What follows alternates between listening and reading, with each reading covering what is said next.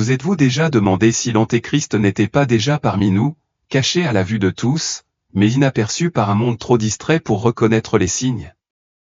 La Bible nous met en garde contre un personnage puissant et malveillant destiné à surgir dans les derniers jours, trompant les masses et les entraînant dans les ténèbres. Mais que se passerait-il si son arrivée n'était pas une prophétie lointaine? Et s'il était déjà là, tissant son influence dans la trame de notre réalité alors que nous restons inconscients? L'Antéchrist n'est pas seulement une légende obscure du futur, il est peut-être déjà à l'œuvre, manipulant le monde dans les coulisses. Des millions de personnes pourraient le suivre sans le savoir, attirés par son charisme, aveuglés par ses illusions. La question n'est plus de savoir s'il viendra, mais de savoir si nous avons déjà raté le moment de son émergence. Vivons-nous les derniers jours avant le retour du Christ? Êtes-vous prêts à affronter la vérité? Tout au long de l'histoire, la Bible a parlé d'une présence sombre qui s'élèvera un jour jusqu'à la domination mondiale. Ce personnage trahira la foi, égarera des nations entières et fera entrer l'humanité dans son chapitre le plus terrifiant. Mais qui est-il? Et pourrait-il déjà façonner le monde tel que nous le connaissons? En 1917, dans la campagne tranquille de Fatima, au Portugal, 3 jeunes bergers prétendaient avoir été témoins d'une série d'apparitions divines. Selon leur récit, la Vierge Marie leur serait apparue à 6 reprises, leur révélant des visions prophétiques de guerre, de chute de nations et d'émergence d'un grand ennemi du Christ. Parmi ces révélations, la plus énigmatique et la plus controversée était le 3e secret de Fatima, une prophétie si terrible qu'elle est restée cachée pendant des décennies. Certains érudits et théologiens pensent que ce secret pourrait avoir prédit la montée de l'Antéchrist, un trompeur rusé qui accomplira de faux miracles, manipulera les masses et mènera l'humanité vers la destruction. Mais la question la plus troublante demeure, est-il déjà arrivé? Des spéculations ont entouré divers dirigeants mondiaux, chacun exerçant un pouvoir et une influence immense. Certains ont cité Donald Trump, une figure dont la domination sur la politique mondiale est indéniable. Mais correspond-il vraiment au profil du dictateur prophétisé qui s'élèvera pour contrôler le monde? D'autres pensent à Vladimir Poutine, un dirigeant connu pour son ambition impitoyable et sa soif de conquête. Pourtant, selon le livre de Daniel, l'Antéchrist semble surgir de nulle part, une prophétie qui ne correspond pas à la présence de longue date de Poutine sur la scène mondiale. Il y a aussi Elon Musk, un milliardaire visionnaire qui pousse l'humanité au bord de la singularité technologique. Avec des projets comme Neuralink, qui vise à fusionner la conscience humaine avec l'intelligence artificielle, il conduit l'humanité vers une ère où la frontière entre l'homme et la machine est floue. Mais sera-t-il celui qui revendiquera une autorité divine et exigera l'allégeance de toutes les nations? Pour comprendre la nature de l'Antéchrist, nous devons nous pencher sur les prophéties anciennes. Dans le livre de Daniel, un prophète de Dieu, une vision terrifiante s'est déroulée devant lui dans un rêve. Il vit la mer en ébullition, les vagues s'écrasaient violemment tandis que 4 bêtes monstrueuses surgissaient des profondeurs, chacune plus grotesque que la précédente. La première était un lion avec des ailes d'aigle. La deuxième, un ours massif serrant 3 côtes ensanglantées entre ses dents. La troisième, un léopard à 4 têtes et 4 ailes, rapide et mortel. Mais ce fut la 4e bête qui frappa Daniel d'une peur paralysante. Énorme et terrifiante, ses dents de fer déchiquetaient tout sur son passage. Contrairement à toutes les créatures vues auparavant, c'était l'incarnation de la destruction pure et implacable. Sur sa tête se trouvaient 10 cornes, chacune représentant un dirigeant destiné à exercer un grand pouvoir. Mais alors quelque chose de choquant se produisit. Parmi les 10, une corne plus petite émergea, apparemment insignifiante au début, mais qui surpassa bientôt les autres. Cette corne déracina 3 des rois d'origine, lui faisant pousser des yeux comme ceux d'un humain et une bouche qui prononçait des mots blasphématoires. Un ange interpréta la vision de Daniel, l'avertissant que cette petite corne symbolisait un dirigeant pas comme les autres, un tyran qui s'élèverait pour conquérir le monde, subjuguer les nations et faire la guerre aux disciples de Dieu. Il régnerait pendant 3 ans et demi, répandant tromperie et destruction. Mais cette prophétie n'est pas seulement une relique ancienne, elle n'a pas été accomplie. L'Antéchrist est toujours là. Il arrive. Des siècles plus tard, l'apôtre Jean, l'un des disciples les plus proches de Jésus, reçut une vision tout aussi étrange dans le livre de l'Apocalypse. Il vit une bête surgir de la mer, portant 7 têtes et 10 cornes, chacune couronnée de domination. Le schéma était clair. C'était l'Antéchrist. Mais la vision de Jean contenait une révélation encore plus sombre, la bête n'agissait pas seule. Elle tirait son pouvoir d'un immense dragon rouge à 7 têtes, Satan lui-même. Puis vint le moment le plus effrayant. La bête souffrit ce qui semblait être une blessure mortelle. Le monde crut qu'elle était morte. Mais, dans un retournement de situation étonnant, il a miraculeusement repris vie, laissant l'humanité dans la crainte et la soumission. Et puis est venu son décret, personne ne pouvait acheter ou vendre sans porter sa marque, le tristement célèbre nombre 666, marqué au fer rouge sur la main droite ou le front. Certains ont spéculé que cette prophétie faisait référence à l'empereur Néron, l'un des persécuteurs les plus notoires des chrétiens de l'histoire. Mais si la cruauté de Néron était sans précédent à son époque, il n'a jamais atteint le pouvoir mondial absolu. Il n'a jamais conclu de traité de paix de 7 ans avec Israël. Il n'est jamais ressuscité d'entre les morts. Alors, qu'est-ce que cela signifie? L'Antéchrist ne sait pas encore pleinement révélé, mais son heure approche. Bien que de nombreuses figures à travers l'histoire aient incarné le mal, aucune n'a complètement accompli les prophéties bibliques. Dans sa lettre aux Thessaloniciens, l'apôtre Paul a lancé un avertissement menaçant, que personne ne vous séduise d'aucune manière, car il faut que la rébellion soit arrivée auparavant et que l'homme du mal se soit révélé. Paul l'appelle, l'impie, le fils de la perdition. Mais il y a un détail souvent négligé, il ne peut être révélé tant que la force qui le retient n'est pas supprimée. Mais qui est ce frein? Certains pensent qu'il s'agit de Satan lui-même, mais cette théorie contredit la logique, pourquoi Satan retarderait-il son propre plan? D'autres suggèrent qu'il pourrait s'agir des gouvernements mondiaux, mais aucun pouvoir politique n'est assez fort pour supprimer une telle force surnaturelle. La réponse la plus convaincante? Le Saint-Esprit. En ce moment, le Saint-Esprit agit comme une barrière, empêchant l'Antéchrist de s'emparer de son trône. Mais un jour, cette retenue sera levée.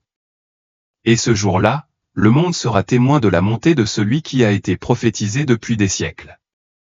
L'histoire a vu passer son lot de tyrans, Néron, Hitler, Mussolini. Chacun d'eux a jeté une ombre sur la terre, mais aucun ne correspond parfaitement aux descriptions bibliques du dernier imposteur. Qu'est-ce que cela signifie? Cela signifie qu'il arrive. Peut-être plus tôt que nous le pensons. L'Antéchrist n'a pas encore été révélé, mais il est peut-être déjà parmi nous. Chers auditeurs, la 3e apparition, le 13 juillet 1917, fut peut-être la plus poignante. Marie accorda aux enfants une vision de l'enfer, remplie des âmes angoissées des damnés. Elle souligna que Dieu souhaitait que le monde embrasse la dévotion à son cœur immaculé, car ce serait un chemin vers le salut pour les âmes au bord de la damnation éternelle. En outre, Marie a prédit le début de la Seconde Guerre mondiale et prophétisé les souffrances des chrétiens en Russie. Elle a averti que si la Russie ne se consacrait pas à son cœur immaculé et si les prières n'étaient pas offertes, le pays répandrait ses erreurs à travers le monde, provoquant des guerres et une persécution généralisée de l'Église. La 4e rencontre, prévue pour le 19 août 1917, se heurta à des obstacles inattendus.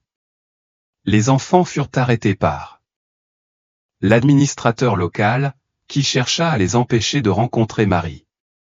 Cependant, leur dévotion resta inébranlable.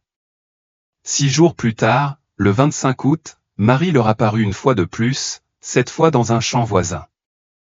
Elle les exhorta à intensifier leurs prières et leurs sacrifices pour les pécheurs, expliquant que d'innombrables âmes étaient perdues en enfer parce qu'il y avait trop peu de personnes prêtes à offrir des prières pour leur salut.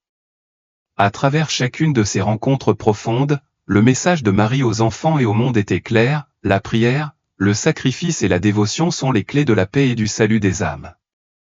Bien qu'ils aient été de simples enfants, leur obéissance aux paroles de Marie est devenue un témoignage de la puissance de la foi et de l'importance cruciale de tenir compte des avertissements du ciel. Après ces apparitions miraculeuses, Francisco et Jacinta sont décédés tragiquement à 1 an d'intervalle en raison d'une épidémie de grippe dévastatrice qui a frappé Fatima. Même dans sa grave maladie, Francisco est resté constant dans sa dévotion, offrant des sacrifices pour consoler le Seigneur jusqu'à son décès paisible en 1919. Au début, il a été enterré dans le cimetière local. Jacinta, elle aussi, a enduré de grandes souffrances, consacrant ses derniers jours à la prière fervente pour la paix dans le monde et le salut des âmes perdues. Elle est décédée en 1920 et a d'abord été enterrée dans le tombeau de sa famille avant d'être transférée au cimetière paroissial. En 1930, l'Église catholique a officiellement reconnu la nature miraculeuse des apparitions vécues par les enfants, les jugeant dignes de foi. En 1952, un tombeau spécial fut préparé pour Francisco et Jacinta, les plaçant de chaque côté de l'autel principal comme symbole de lumière guidant les fidèles.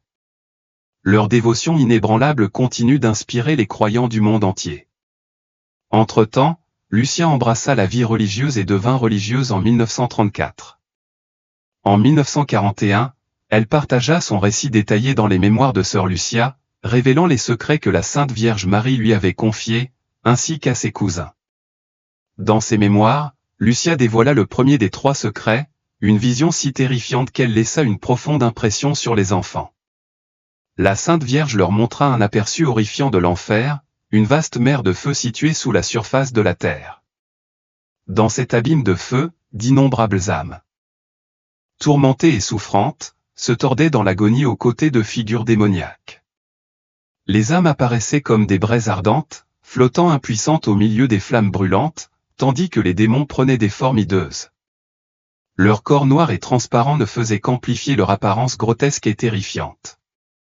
Sœur Lucie a décrit la vision comme une expérience bouleversante de souffrance et d'horreur, une révélation qui a profondément marqué les enfants et leur a inculqué un profond sentiment d'urgence pour prier pour le salut des âmes. Après cette vision terrifiante, la dame a également partagé un message d'espoir et de rédemption. Elle a informé les enfants qu'il existait un moyen de sauver de nombreuses âmes de ce terrible sort et d'empêcher les guerres de dévaster le monde. La solution, selon elle, était que les gens cessent d'offenser Dieu. Elle a averti que si les gens ne changeaient pas leurs habitudes, des conséquences encore pires pourraient survenir. Il est intéressant de noter que le message de la dame s'est avéré important, car l'adhésion à ces demandes a coïncidé avec la fin de la Première Guerre mondiale, qui se produisait à cette époque. Cette figure céleste a partagé ses mystères avec les enfants, mais il y avait plus à dire. Le deuxième mystère prédisait que la Première Guerre mondiale prendrait fin, mais qu'un autre, la Seconde Guerre mondiale, allait bientôt survenir à l'époque du pape Pie XII. La dame a donné un signe aux enfants pour leur faire savoir quand cela se produirait et une lumière étrange et brillante apparaîtrait dans le ciel nocturne. Cette lumière serait un avertissement que Dieu était sur le point de punir le monde par des guerres, des famines et des persécutions à cause des nombreux péchés du peuple. La dame a également expliqué que la seule façon d'éviter ces catastrophes était de consacrer la Russie à son cœur immaculé et d'accomplir des actes de réparation le premier samedi de chaque mois. Elle a promis que s'il faisait ce qu'elle demandait, la paix reviendrait et la Russie changerait. Cependant, s'il ne suivait pas ces instructions, le monde souffrirait de guerre, de persécution de l'Église et beaucoup deviendraient des martyrs. Ces révélations ont rempli les enfants d'un sens du but et d'un grand bonheur alors qu'ils suivaient les conseils de la dame. Leur dévouement à son cœur immaculé est devenu un pilier de force et de direction, les aidant à faire face aux défis et aux sacrifices tout au long du chemin.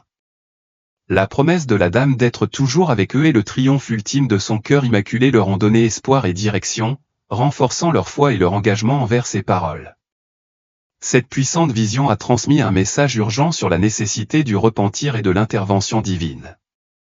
Les enfants ont été profondément affectés par ces visions, qui avaient une signification spirituelle et morale profonde pour le monde. Le troisième secret de Fatima a suscité d'intenses discussions et interprétations, car il soulignait l'importance vitale de la prière, de la pénitence et de la dévotion au cœur immaculé de Marie. Ces pratiques sacrées ont été présentées comme la clé pour gagner des batailles spirituelles et garantir la promesse de la paix par l'obéissance aux commandements de Dieu et la dévotion sincère à Marie. Sœur Lucie raconta plus tard que dans cette vision, les enfants virent une silhouette. Dans leur vision mystique, les enfants virent une silhouette vêtue de blanc, brillante comme si elle reflétait une lumière éthérée. Instinctivement, ils reconnurent cette silhouette comme étant le pape, illuminé d'un éclat qui semblait presque divin. Alors que la vision se déroulait devant eux, Lucie et ses compagnons virent une procession solennelle de personnages religieux, évêques, prêtres et religieuses gravir un sentier de montagne périlleux et ardu. Au sommet se dressait une croix imposante, dont la structure grossière était façonnée à partir de troncs de liège, symbole à la fois de souffrance et de rédemption. Le pape, fatigué et accablé par le chagrin, peinait à chaque pas, son chemin le menant à travers une ville marquée par la destruction. Au milieu des ruines, ses mains tremblantes jointes en prière pour les morts, son chagrin évident alors qu'il pleurait ceux qui avaient péri. En atteignant le sommet, une embuscade l'attendait. Un groupe de soldats armés d'arcs et de flèches déclencha leur assaut meurtrier. Le pape tomba, terrassé par l'assaut, sa vie arrachée devant la croix. L'un après l'autre, les autres fidèles qui avaient gravi la montagne connurent le même sort tragique, leur corps s'effondrant en sacrifice. Puis, au pied de la croix, deux êtres célestes apparurent. Anges de la grâce divine, ils tenaient dans leurs mains des vases de cristal, recueillant soigneusement le sang des martyrs.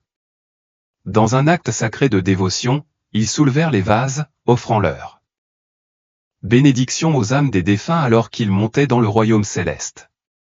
Cette puissante vision sert de rappel durable des batailles spirituelles menées dans le royaume invisible. Elle appelle les fidèles à embrasser une dévotion inébranlable, à se réfugier dans la prière et la pénitence, et à se confier au cœur immaculé de Marie, un phare d'espoir dans la lutte entre les ténèbres et la lumière. Le 13 mai 1981, 64 ans exactement après la première apparition de la Vierge Marie à Fatima, un événement a secoué le monde catholique. Le pape Jean-Paul II a été la cible d'une tentative d'assassinat. Un homme armé a tiré 4 balles sur le Saint-Père, le blessant grièvement et l'envoyant dans une longue et pénible bataille pour sa survie. Les chirurgiens se sont battus sans relâche pour lui sauver la vie, pratiquant une opération complexe et délicate qui lui a finalement permis de se rétablir. Les images saisissantes décrites par Lucia à un évêque en blanc, un voyage périlleux et une mort violente présentent des similitudes effrayantes avec cet événement. Les érudits et les théologiens ont longtemps réfléchi à la signification de cette vision, interprétant l'ascension ardue et le martyre brutal comme un symbole des immenses épreuves que l'Église doit endurer. Les anges recueillant le sang des victimes étaient considérés comme un témoignage de la sainteté de ceux qui souffrent pour leur foi, un rappel de la récompense éternelle qui attend ceux qui restent inébranlables. Beaucoup pensent que la rencontre presque fatale du pape Jean-Paul II avec la mort était un accomplissement partiel du troisième secret de Fatima. Le pape lui-même, réfléchissant au caractère miraculeux de sa survie, a ouvertement attribué à la Vierge Marie le mérite d'avoir épargné sa vie. Après sa guérison, dans un geste de profonde gratitude et de révérence, il a fait un pèlerinage au sanctuaire de Fatima au Portugal. Là, dans un acte d'offrande symbolique, il a présenté la balle qui avait failli lui coûter la vie.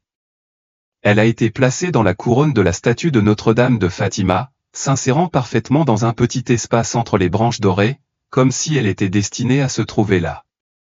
Cette série d'événements extraordinaires continue d'alimenter les discussions entre croyants, théologiens et historiens, renforçant la conviction que l'intervention divine a joué un rôle dans le façonnement de l'histoire.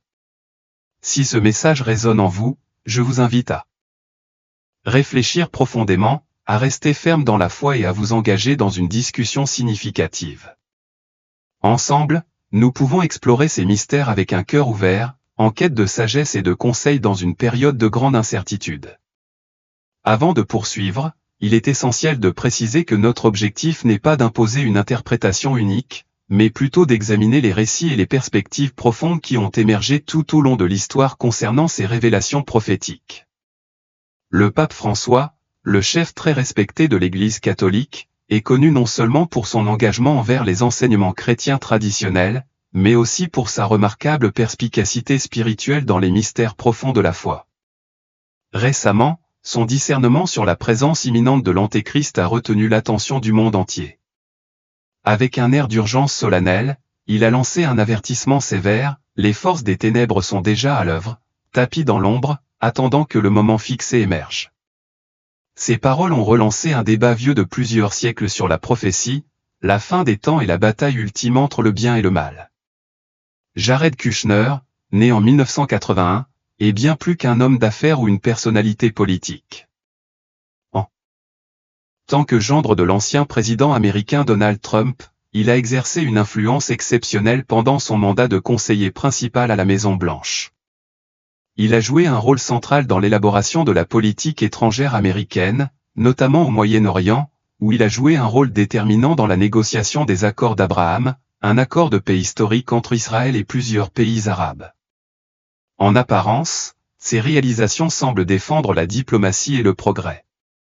Pourtant, sous cette apparence soignée, des questions troublantes surgissent.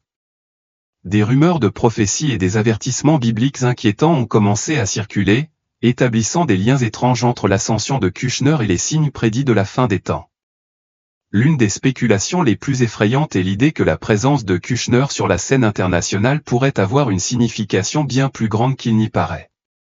Certains ont souligné son implication stratégique dans l'élaboration des affaires mondiales, sa capacité étrange à manœuvrer dans les couloirs du pouvoir et sa proximité avec les événements mondiaux cruciaux comme des indicateurs de quelque chose de bien plus profond.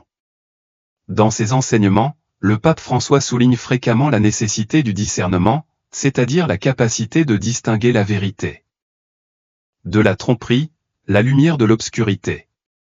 Bien que son message se concentre principalement sur des causes humanitaires telles que la justice sociale, la protection de l'environnement et la compassion, il a également fait allusion aux avertissements prophétiques des 10 rois et à l'arrivée menaçante de l'Antéchrist. Pour beaucoup, ces révélations signalent que la fin des temps pourrait approcher avec une urgence plus grande que jamais. Jared Kushner pourrait-il être un signe avant-coureur de ces événements prophétiques? Son influence et son rôle dans les affaires mondiales pourraient-ils servir de présage de la montée imminente du ténébreux? Pour ceux qui sont inébranlables dans leur foi, cette question persiste avec une intensité troublante.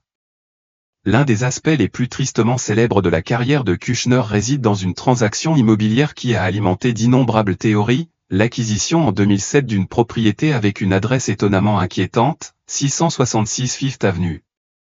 En 2007, Jared Kushner a fait un achat immobilier frappant et très controversé le 666 Fifth Avenue à New York pour la somme astronomique de 1,8 milliard de dollars.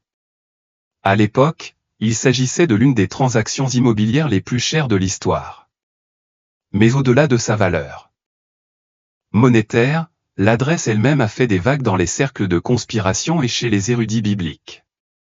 Le nombre 666 a longtemps été associé à la bête et à l'Antéchrist, un symbole inquiétant trouvé dans le livre de l'Apocalypse. Pour beaucoup, cette coïncidence était trop flagrante pour être ignorée. S'agissait-il simplement d'un nombre arbitraire, ou annonçait-il quelque chose de bien plus sinistre? Le bâtiment se dresse au cœur de Manhattan, à proximité de certains des monuments les plus influents du monde, la cathédrale Saint-Paul, la tour de l'horloge et la tour de l'horloge. La cathédrale Saint-Patrick et le Rockefeller Center, deux symboles d'un immense pouvoir, d'une richesse et d'une importance spirituelle.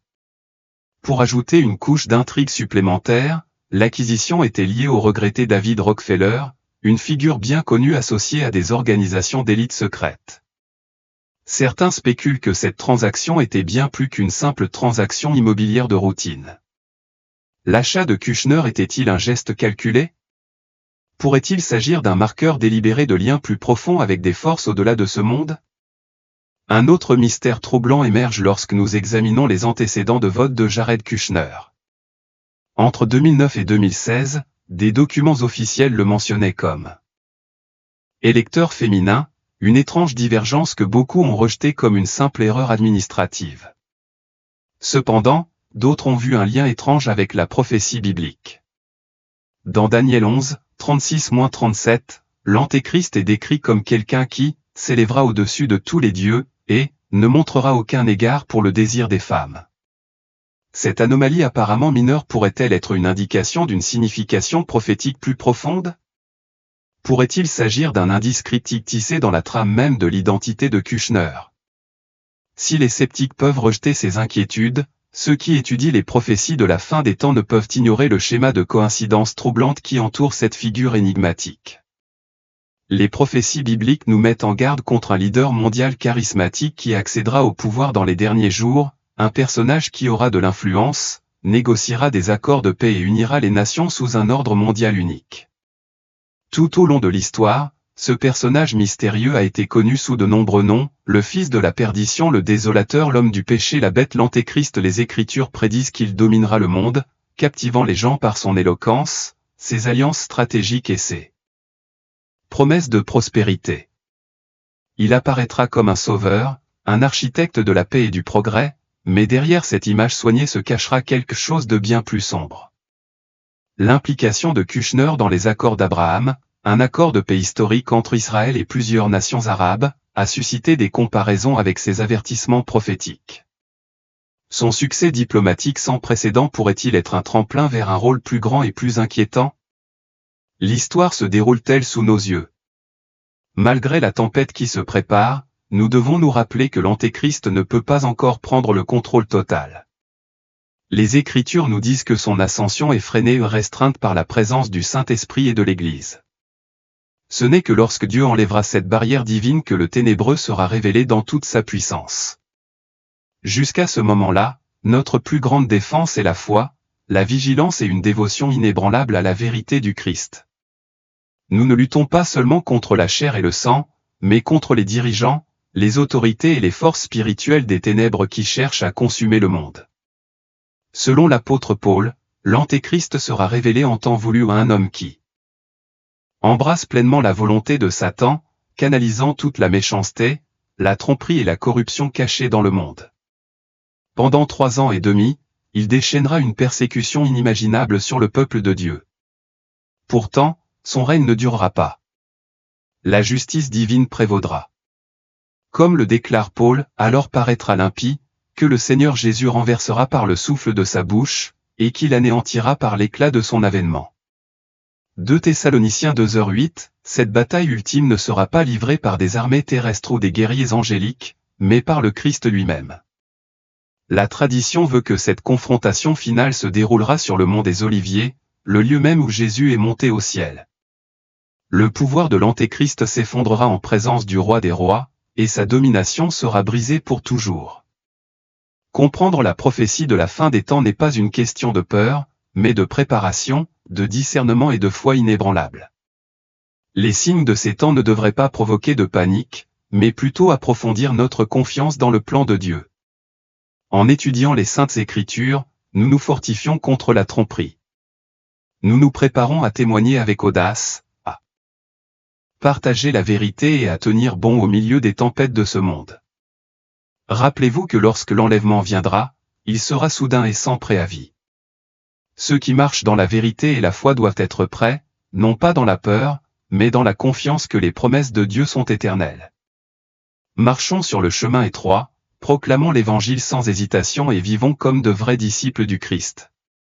Pour ceux qui appartiennent au Seigneur, l'avenir n'est pas celui du désespoir mais de la victoire. Dans un monde où la vérité est déformée et où la tromperie se répand comme une traînée de poudre, nous devons tester chaque enseignement et soumettre toute chose à la direction du Saint-Esprit.